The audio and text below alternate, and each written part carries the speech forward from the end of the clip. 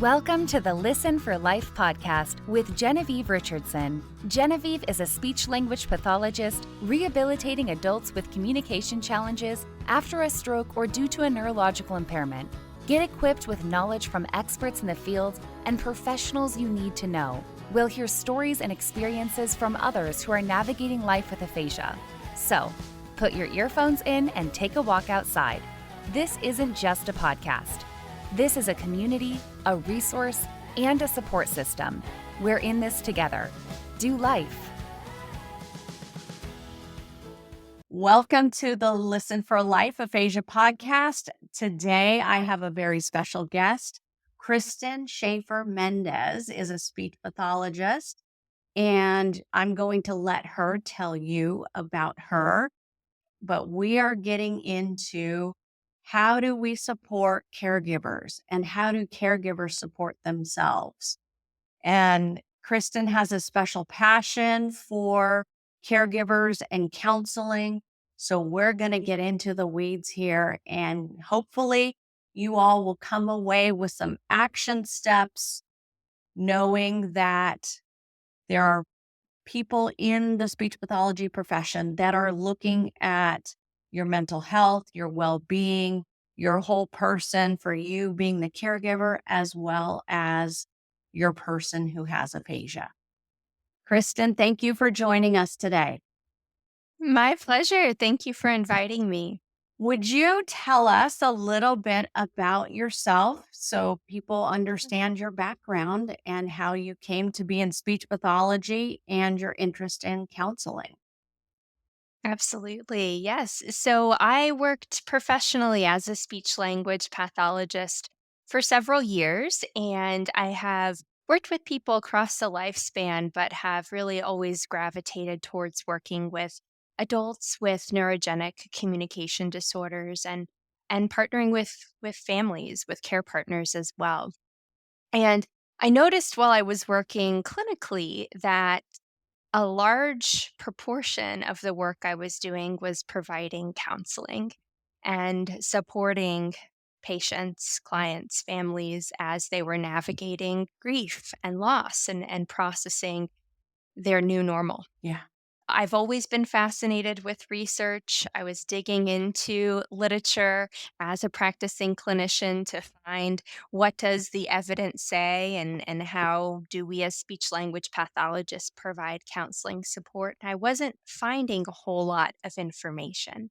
And so that inspired my transition into research and into academia. So I was first employed as a research speech language pathologist at the University of Texas at Austin in an aphasia research and treatment lab. And from there, I pursued my PhD at UT Austin with a specialization in counseling. And so my work is inspired by my patients and families, and really my passion, my calling is to lean into the intersection of speech language pathology and counseling to support individuals holistically, both in the realm of communicating with optimized abilities as well as living well no matter their diagnosis. I love that you said living well. That's the one thing that I've really come to understand, that when we support the whole person and the whole family, that even though there is a diagnosis of aphasia, families can live well. But sometimes it's hard Absolutely. for them to see the forest through the trees, right? Hard to see. Absolutely. Absolutely. And that's really normal. And it's a normal experience for people to almost draw this line between life prior to the onset of a neurological event or a diagnosis of a neurogenic communication disorder, and then the after, living after that diagnosis, after the onset of symptoms. And what I think is so important, whether it's partnering with a patient or families or other close individuals in the client's life, is to really emphasize that this is not mutually exclusive, that you can be a person who has a diagnosis, or be supporting a person with a diagnosis. And also, you can have a host of other identities that preceded Mm, the onset of the precipitating event, like a stroke, for example.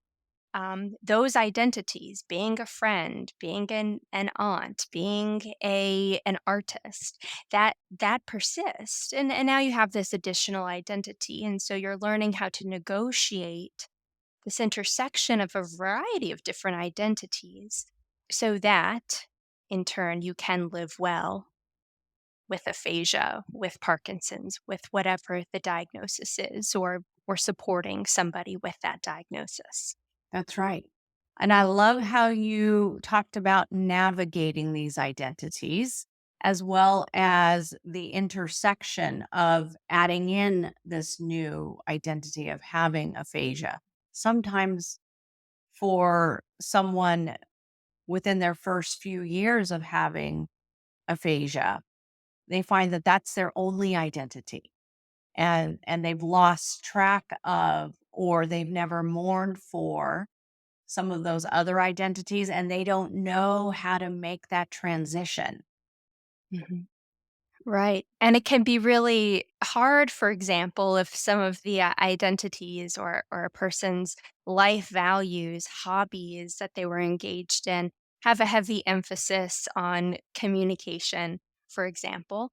And so part of what clinicians, speech language pathologists can do when partnering with patients and families with neurogenic communication disorders is to think beyond the diagnosis of aphasia, beyond the communication impairment, and working specifically on optimizing functioning in that area, but looking more broadly at a person's whole life and the different spaces that they navigate, and maybe the different activities that they used to participate in, but they're finding barriers or challenges now, and finding creative ways to think about how those spaces can be renegotiated and rework so that these individuals can continue to engage meaningfully and in spaces and activities that bring joy and meaning to their life. Absolutely.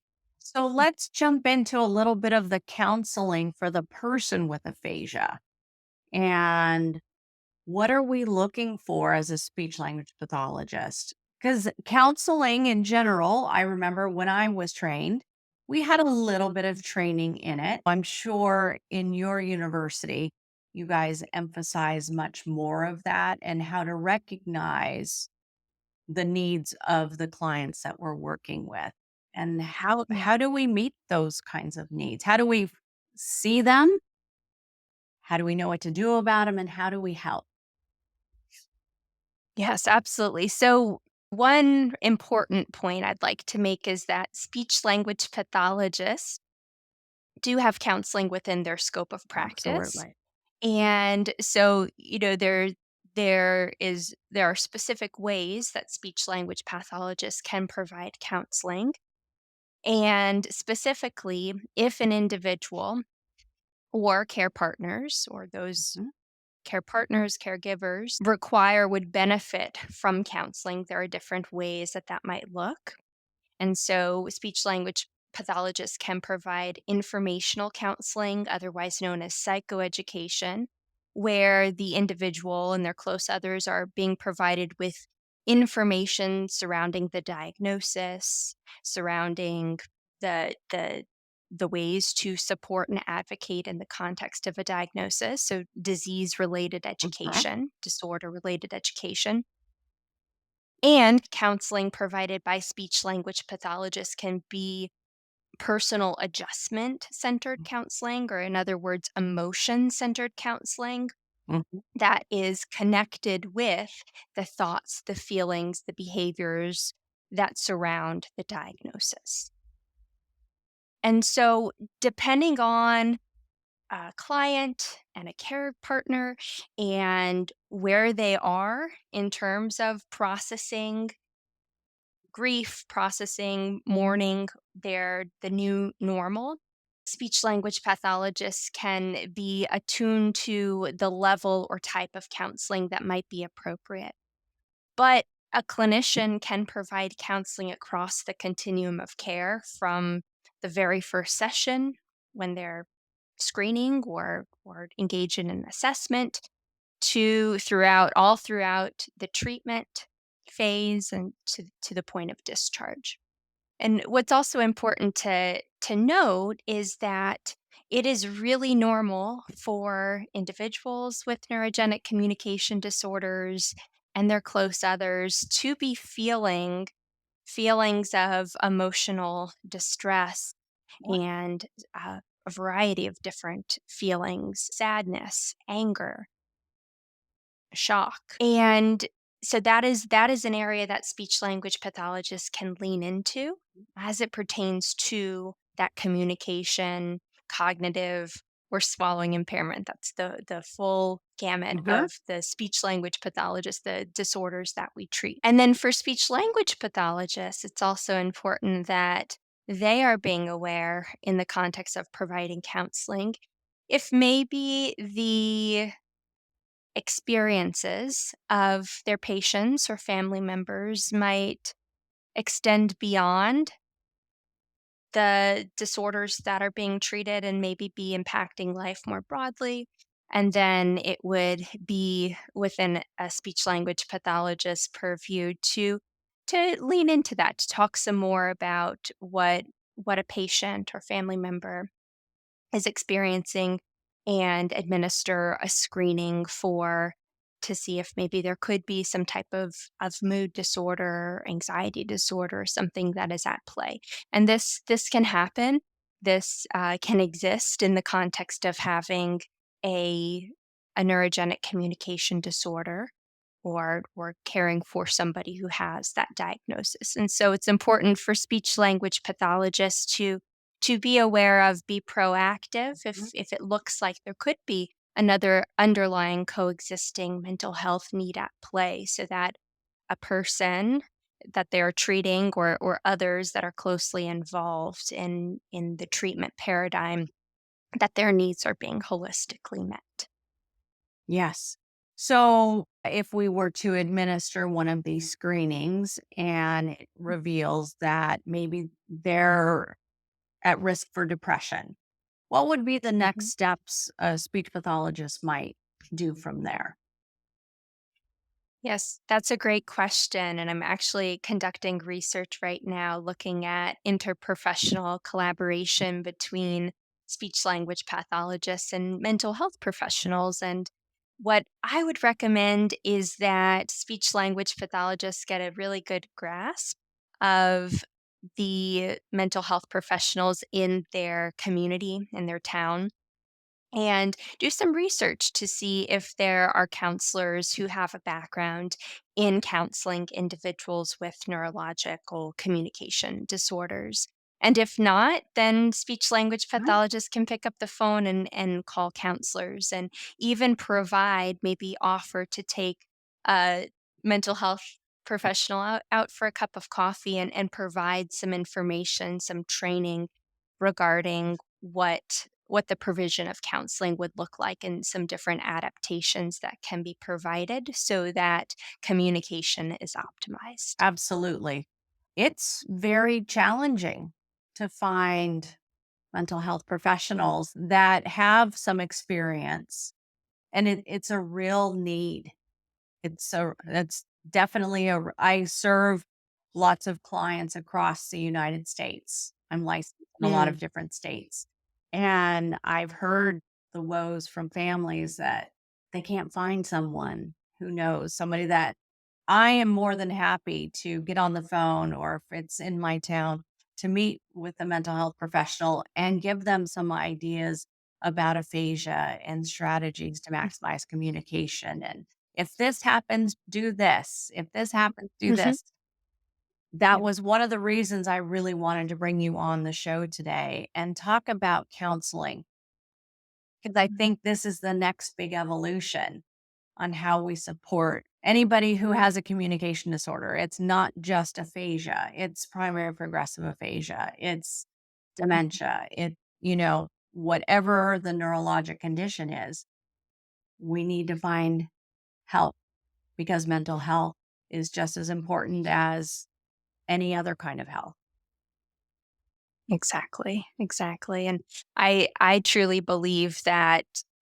So my philosophy of providing speech language treatment is to have a counseling approach, and that counseling is the foundation for the treatment that we provide, and that building a strong therapeutic relationship with patients, with their families or other care partners, is really the crux of the work that we will do together. And so without that, we could be providing empirically based, evidence based intervention. But if there's no strong therapeutic bond, then it's arguable how beneficial, how Mhm. motivating that treatment will be for an individual to conduct, to carry out into their life. I'm really glad you said that. That is one really big light bulb moment I had several years back, that Mhm. it didn't matter the speech pathology treatment protocol method we used if the person wasn't ready to kind of process what was happening in their life, new onset of a diagnosis, for example.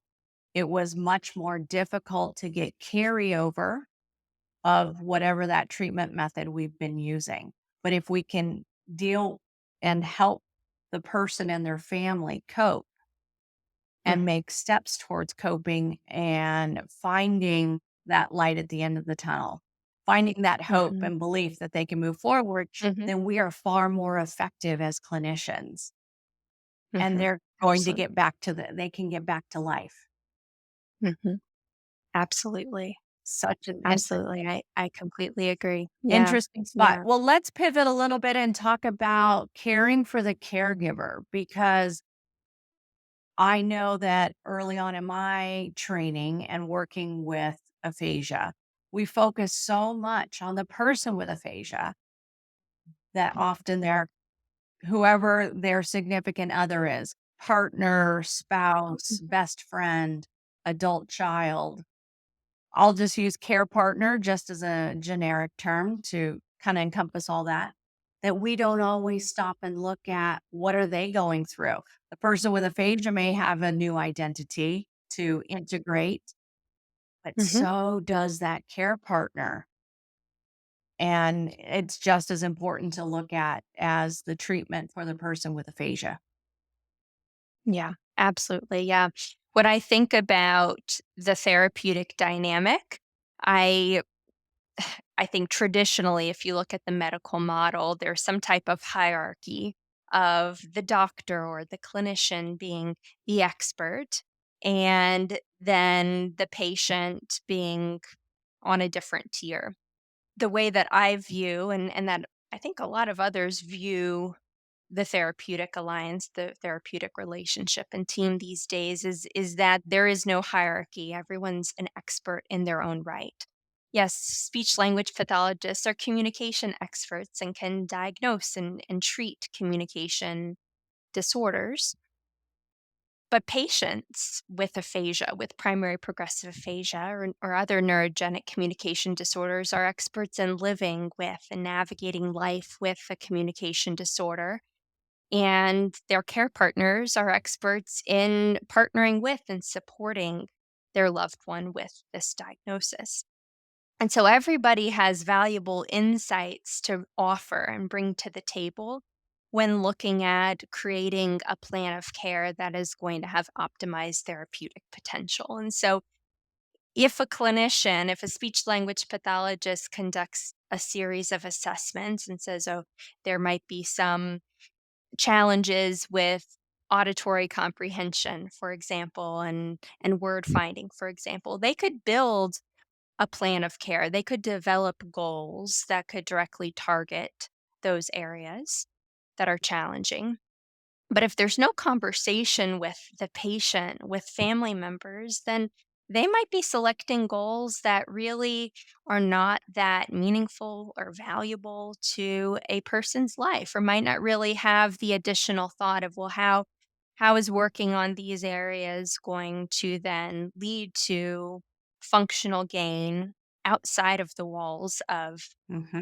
of a speech language pathology office. And so it's so important that these conversations are open, that the therapeutic process is demystified, so that everybody knows what's happening, what the expectations are, and that these valued experts, the clients, the family members or care partners, can voice, well, what following a stroke or what following this neurologic disorder onset has impacted their daily life, and what are they intrinsically motivated to pursue in the context of treatment. And so offering those insights and looking at a person's full life, so the who ICF framework is such an important reminder to walk away from the medical model and this myopic focus of, okay, a person has an impairment, let's work on targeting that impairment, and looking at the environment and factors that help or hinder communication, personal factors, coping styles, a person's motivation, readiness and willingness to change, and then activities and participation areas that add value and meaning to their life. All of those areas can be part of the therapeutic plan and woven into for treatment tasks and for goals as well. So very important that all the experts are at the table together Mhm. to imagine what treatment will look like. Absolutely. Love that. And you just explained it so nicely. So how Thank do you. we care for the caregiver? What are You said you're doing some research in this area. Can you tell us a little more Yeah. about that and maybe some takeaways? Yeah. So I have, over the years, I have either led support groups or I've been asked to be a guest presenter at different support groups, some for individuals with aphasia, some with care partners of individuals with aphasia or primary progressive aphasia. And I've also been involved in some research looking at these ways of providing opportunities for connection, for advocacy, for self-care as well. And so individuals who are, I know we're talking about care partners, so I'll talk mostly about that right now and today. But individuals who are providing care for someone else are at risk for facing their own negative health consequences. And this can range from caregiver feelings of caregiver burden or caregiver stress. But if this happens long term, where a care partner is feeling stressed, then this can lead to what's called third party disability. And this is a term that comes from the World Health Organization. And it refers to this negative health state that can range from physical to emotional or negative mental health state that emerges in the context of providing care. And so while it may seem counterintuitive, and I know in some of the support groups that I've led, there have been conversations surrounding this this feeling of this notion of there's not enough time.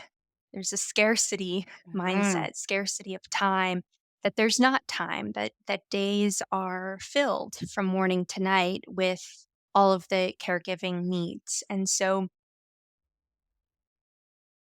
I hear that, I understand that.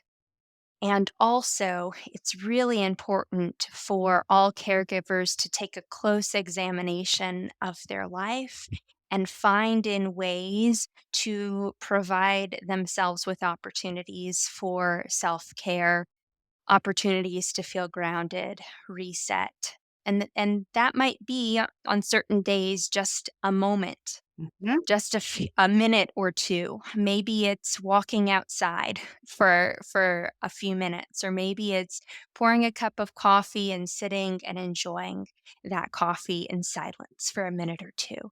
Or maybe it's, well, a person is winding down for the evening, playing some soft, relaxing music or lighting a candle.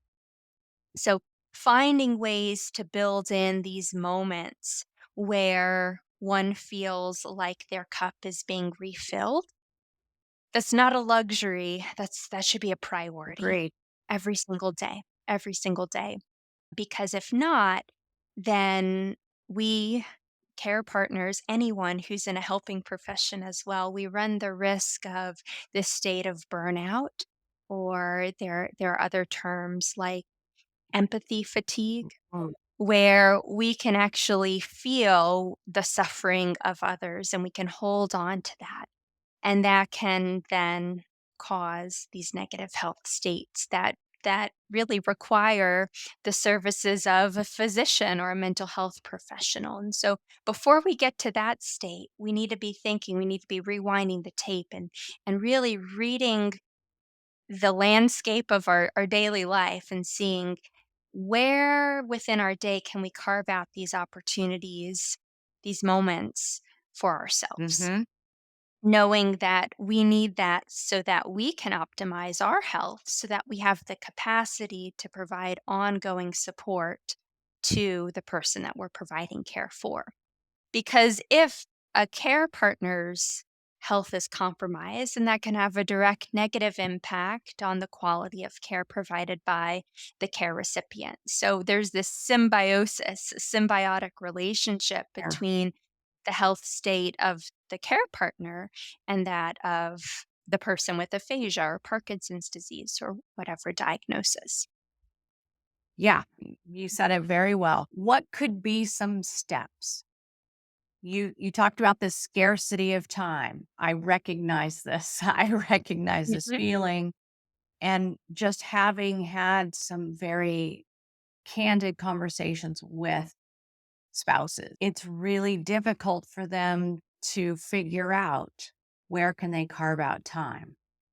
One thing I've tried to do is have them think about what are the anchors in their day. Usually it's around food or it's about getting up in the morning. Maybe they can get up 5 minutes earlier than their person to have that cup of coffee by the window and look at the bird feeder. It it might sound trivial for someone who's not going through it, but those things are really important.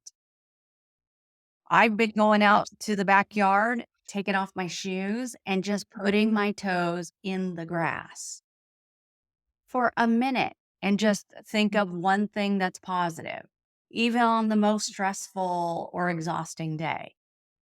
It does help and it adds up.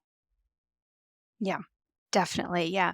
There's a researcher who talked about microdosing on joy. Woo!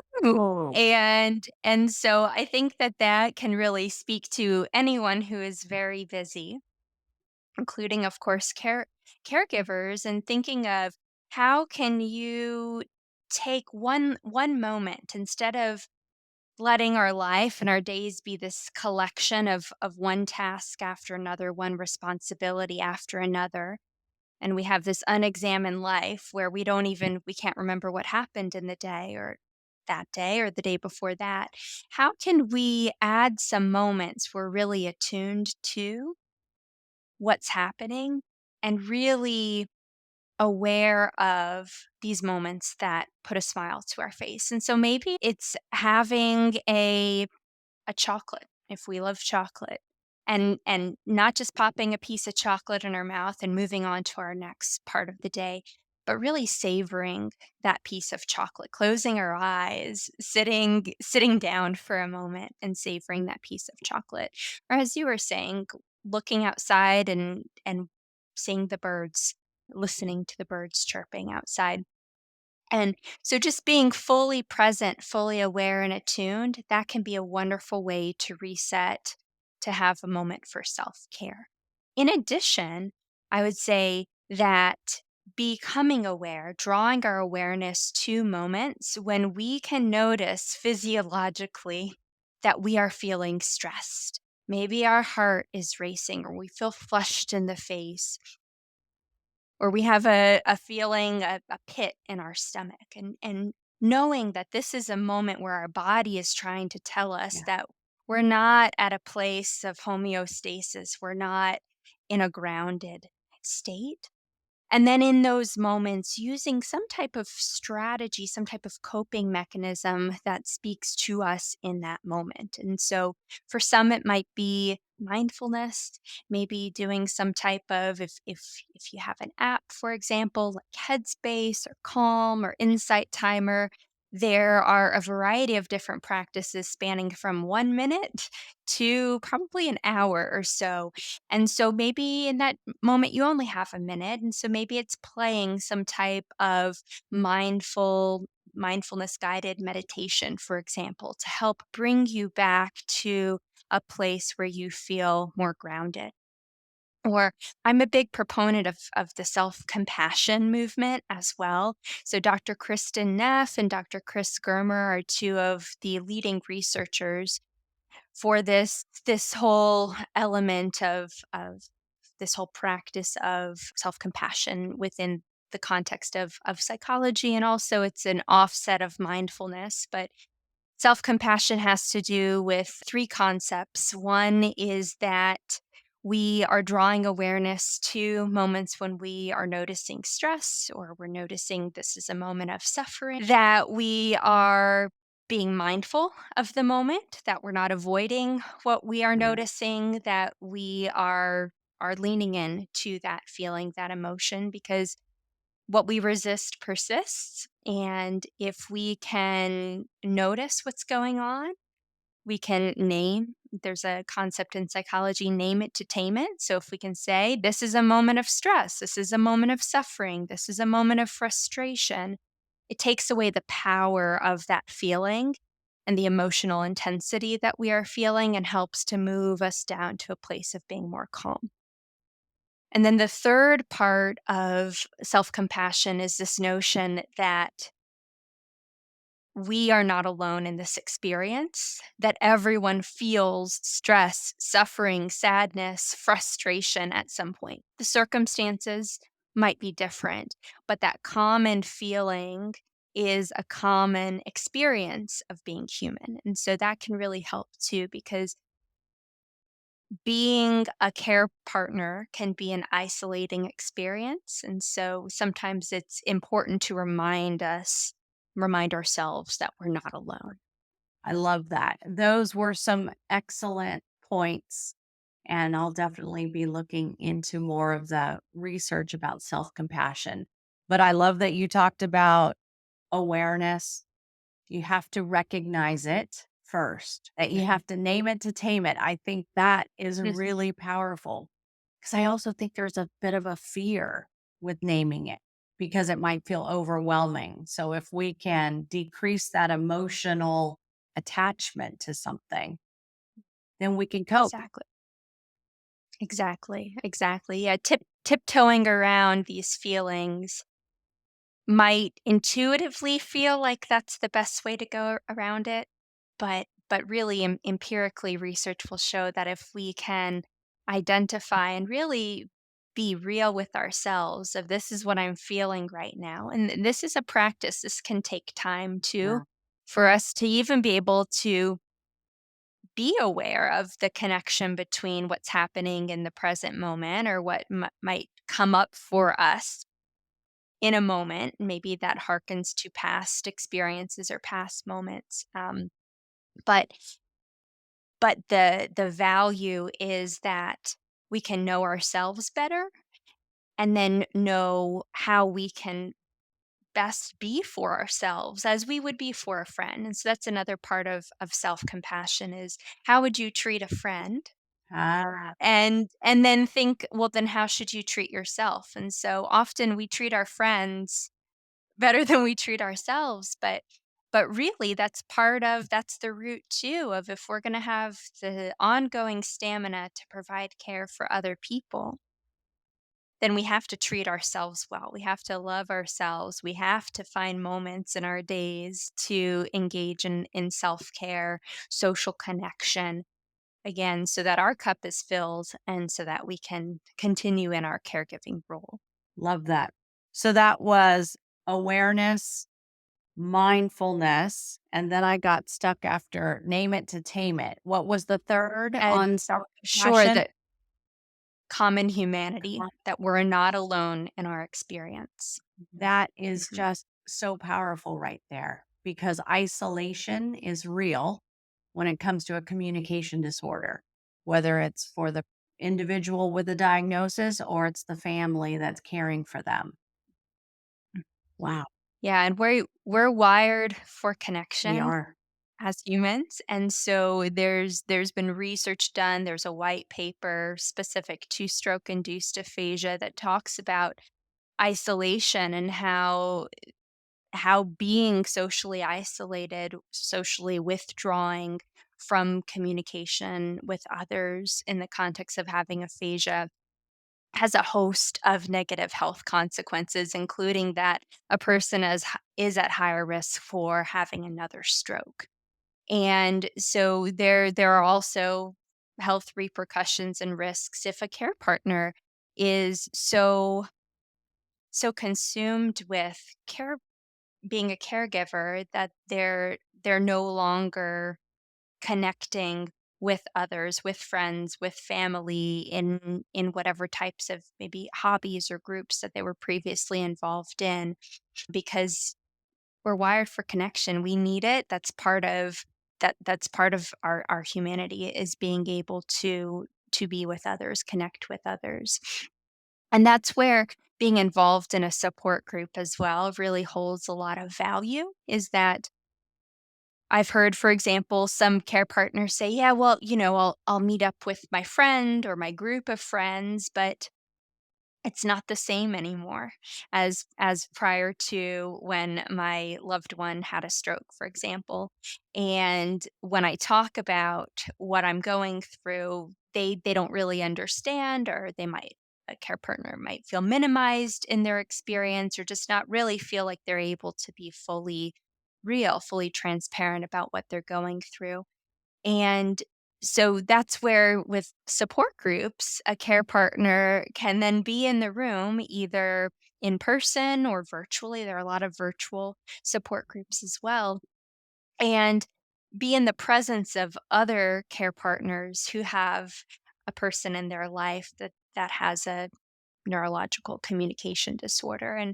And so I would recommend that to any Absolutely. care partner, and to try to seek out support groups that are most aligned with their experiences. So for example, if you're caring for somebody with primary progressive aphasia, look for a PPA group versus a stroke induced aphasia care partner support group, because the resources shared, the conversations had, will just be more well aligned if you can find a group that is really specific to your experience. Absolutely. And the beauty of telepractice, well, that's doing therapy, but Zooming, Google Meetup, I mean, FaceTime or whatever it's called on an Android phone, we have the technology now. And so we don't have to, if we have something like a smartphone or a laptop, we can get on with a group. We can connect with other people like never before. Before the pandemic, many folks, older generation, never really did any of this, but Yeah, so many people were forced to learn it. And now it's a right. tool. The National Aphasia Association has a ton of support groups and Mhm. interaction groups for the person, for the caregiver, aphasia recovery connection. I'm blanking. Yes, that's AFTD, what Association for Frontotemporal that's Dementia. right. Mhm. Any other Yes. ones you can think of off the top of your head? Oh, virtual connections through Lingraphica. Yes. Lots of Yes. wonderful groups.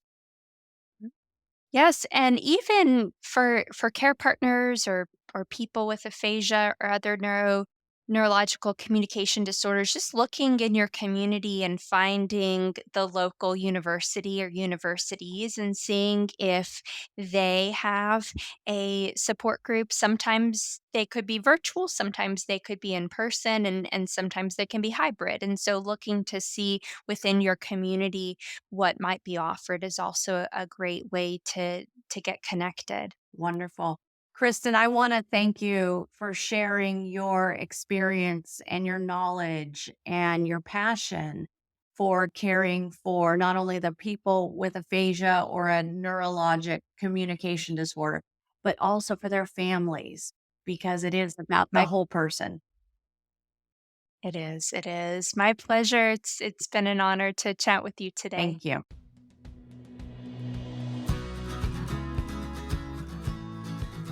Thanks for tuning in to the Listen for Life podcast. We hope you feel empowered and supported. Head over to listenforlifepodcast.com to see the show notes with links and information from today's episode. Do you have a topic, a resource to share, or a guest recommendation? Inquiring minds want to know. Let us know in the comments section. Wishing you a fabulous week.